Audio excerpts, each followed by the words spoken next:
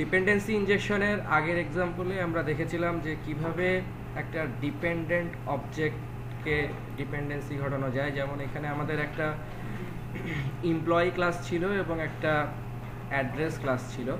আমরা এমপ্লয়ি ক্লাসের মধ্যে অ্যাড্রেস ক্লাসের একটা অবজেক্ট ক্রিয়েট করেছিলাম এবং সেই অবজেক্টটাকে আমরা দেখেছিলাম যে কিভাবে একটা জেনারেল অবজেক্ট হিসেবে এবং কিভাবে একটা কালেকশনের অবজেক্ট হিসেবে ব্যবহার করা যায়। আমরা এখন দেখব যে কিভাবে এই কাজটা অটো ওয়্যারিংয়ের মাধ্যমে করা যায়। তো ডিপেন্ডেন্সি ইনজেকশনের মধ্যে অটো ওয়্যার একটা ফিচার, যেটার মাধ্যমে আমরা এই যে এখানে যখন অ্যাড্রেসের অবজেক্ট ক্রিয়েট করি, এই অ্যাড্রেসের অবজেক্টগুলোকে আমরা এখানে কনস্ট্রাক্টরের মাধ্যমে, যখন একটা লিস্ট ছিল তখন আমরা লিস্টের মাধ্যমে রেফারেন্স বিনস ব্যবহার করছিলাম, আর যখন একটা লিস্ট ছিল না তখন আমরা সিম্পলি একটা জেনারেল রেফারেন্স ব্যবহার করছিলাম। তো অটোওয়্যার ফিচার ব্যবহার করার মাধ্যমে আমরা দেখব যে এই সমস্ত কনফিগারেশনগুলো অনেকখানি কমে যাবে।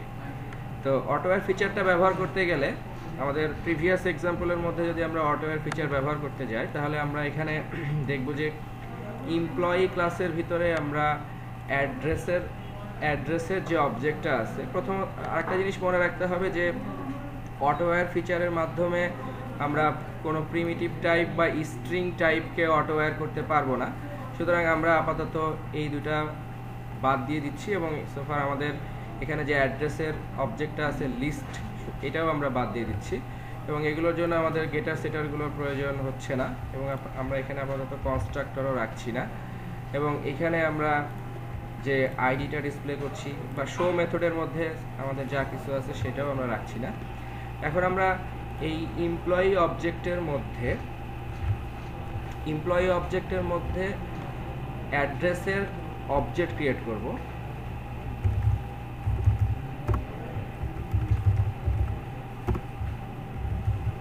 আমরা এখানে দুইটা অবজেক্ট ক্রিয়েট করব, একটা হচ্ছে অ্যাড্রেস 1 এবং আর একটা অবজেক্ট ক্রিয়েট করব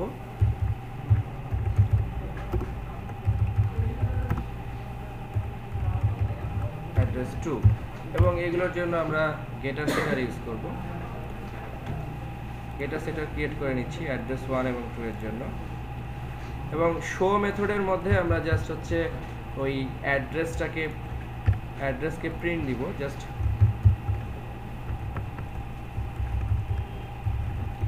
অ্যাড্রেস 1 এবং অ্যাড্রেস 2।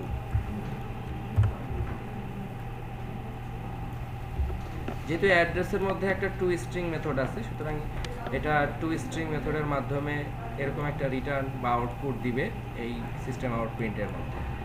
তো এখন আমরা দেখব যে অটোওয়্যার কিভাবে করা যায়। যেহেতু আমরা এখানে এমপ্লয়ি ক্লাসের মধ্যে দুইটা অ্যাড্রেসের অবজেক্ট ক্রিয়েট করলাম, আমরা চাচ্ছি যে এইখানে এটাকে এখন আর এই বিন্দুটাকে আমরা আলাদাভাবে রেফারেন্স হিসেবে কনস্ট্রাক্টরের মাধ্যমে ইউজ না করে আমরা এই পুরো কনফিগারেশনগুলো আমরা এখন আর রাখবো না এবং এই বিনের মধ্যে, অর্থাৎ এমপ্লয়ি ক্লাসের বিনের মধ্যে আমরা ওই অ্যাড্রেস বিন দুইটাকে ব্যবহার করব অটোওয়্যারের মাধ্যমে।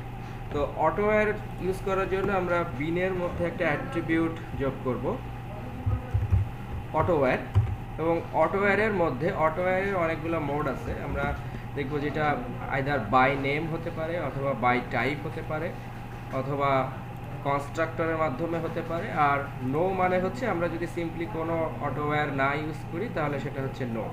তো প্রথমে আমরা দেখব যে বাই নেমে কিভাবে অটোওয়্যার ডিপেন্ডেন্সি করা যায়, ইনজেকশন করা যায়। তো যদি আমরা অটোওয়্যারটা বাই নেমের মাধ্যমে করি তাহলে এখানে মনে রাখতে হবে যে আমরা এই এমপ্লয়ি ক্লাসের মধ্যে অ্যাড্রেসের যে দুইটা অবজেক্ট ক্রিয়েট করেছি, এই অবজেক্টের নাম অনুসারে অ্যাড্রেসের বিন দুটো হতে হবে। দ্যাট মিনস আমরা এখানে যে প্রথমে যে অ্যাড্রেসের অবজেক্টটা ক্রিয়েট করছি, এখানে আমরা অ্যাড্রেস 1 এবং এখানে আমরা ব্যবহার করব হচ্ছে অ্যাড্রেস 2। দ্যাট মিনস ওই নাম অনুসারে হতে হবে, যেহেতু আমরা অটোওয়্যার করছি বাই নেম অনুসারে। বাই নেম অনুসারে করলে অটোওয়্যার এই অবজেক্টের মধ্যে, দ্যাট মিনস এমপ্লয়ি ক্লাসের অবজেক্টের মধ্যে বাই নেমের মাধ্যমে অটোওয়্যার সার্চ করবে যে এই নামে অবজেক্ট প্রপার্টি এখানে আছে কিনা। তো এখন আমরা এখানে যে টেস্ট এমপ্লয়ি ক্লাসটা তৈরি করেছিলাম, এখানে আমরা অ্যাপ্লিকেশন কনটেক্সটের অবজেক্ট ক্রিয়েট করে এমপ্লয়ির অবজেক্ট ক্রিয়েট করে আমরা জাস্ট শো মেথডকে কল করছিলাম। এখানে এগুলো সব অপরিবর্তিত থাকবে। আমরা এখন এটার আউটপুটটা দেখব। তো আমরা দেখতে পাচ্ছি যে দুইটা অ্যাড্রেস এখানে প্রিন্ট হচ্ছে, কিন্তু এইখানে যে কনফিগারেশনটা আমরা করেছি সেই কনফিগারেশনের মধ্যে আমাদের ওই অতিরিক্ত কনফিগারেশনগুলো থাকলো না। আমরা জাস্ট এই বিন দুইটাকে অটোওয়্যারের মাধ্যমে ডিপেন্ডেন্সি ইনজেকশন করলাম। তো এটাই হচ্ছে অটোওয়্যার ফিচার। এবং বাই নেমের মাধ্যমে যদি আমরা করি তাহলে মনে রাখতে হবে যে এই আইডি দুটা সেম নামে থাকতে হবে। আর যদি আমরা এটাকে বাই নেমে না করে যদি বাই টাইপ অনুসারে করি, তো বাই টাইপ অনুসারে করলে আমাদের এখানে মনে রাখতে হবে যে বাই টাইপ অনুসারে করলে এখানে নাম সেম হওয়ার প্রয়োজন নাই। তবে যেহেতু এটা বাই টাইপ, সুতরাং এটা এনশিওর করতে হবে যে ওই অ্যাড্রেস টাইপের একটাই বিন থাকবে। অর্থাৎ যদি বাই টাইপ অনুসারে আমাকে করতে হয় তখন আমরা এরকম মাল্টিপল বিন রাখতে পারবো না। সেম একটা ক্লাসের জন্য আমরা একটাই বিন বা একটাই অবজেক্ট রাখতে হবে, এটা আমাকে এনশিওর করতে হবে। ঠিক আছে। আর যদি এইটা আমরা বাই কনস্ট্রাক্টরের মাধ্যমে করতে চাই, সেই ক্ষেত্রে কনস্ট্রাক্টরের বাই টাইপের যে নিয়ম, কনস্ট্রাক্টরেরও সেই একই নিয়ম। অর্থাৎ এখানে আমরা বিনের দুইটা অবজেক্ট রাখতে পারবো না, দ্যাট মিনস একটাই অবজেক্ট রাখতে হবে, এবং এখানেও আমাকে একটাই অবজেক্ট রাখতে হবে।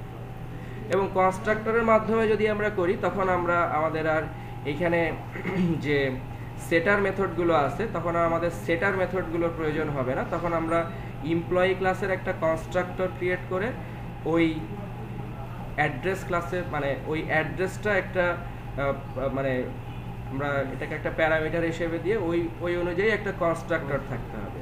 তার মানে বাই কনস্ট্রাক্টর ইউজ করতে গেলে আমাদেরকে ওইখানে এমপ্লয়ি ক্লাসের মধ্যে একটা কনস্ট্রাক্টর থাকতে হবে যার ভিতরে এমপ্লয়ি অ্যাড্রেসের অবজেক্টের একটা প্যারামিটার থাকতে হবে।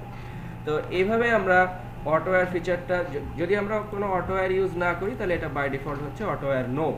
দ্যাট মিনস আমরা কোনো অটোওয়্যার ইউজ করছি না। আর যদি আমরা অটোওয়্যার ইউজ করি তাহলে আমরা আইদার বাই নেমে করতে পারি, অথবা বাই টাইপে করতে পারি, অথবা কনস্ট্রাক্টর অনুযায়ী করতে পারি। যদি বাই নেমে করি মনে রাখতে হবে সেক্ষেত্রে তখন আমরা একটা বিনের জন্য মাল্টিপল অবজেক্ট রাখতে পারবো, তবে সেই বিনের অবজেক্টগুলোর নামগুলো এই বিনের মধ্যে যেই অবজেক্টের নাম অনুসারে রাখা হয়েছে সেই নাম অনুসারে সেম রাখতে হবে। আর বাই টাইপ এবং বাই কনস্ট্রাক্টর হলে আমাদের কনস্ট্রাক্টর রাখতে হবে, আর বাই টাইপ হলে আমাদেরকে এনশিওর করতে হবে যেন ওই একটা বিনের একটাই অবজেক্ট থাকে। তো এভাবে আমরা অটোওয়্যারের মাধ্যমে ডিপেন্ডেন্সি ইনজেকশন করতে পারি।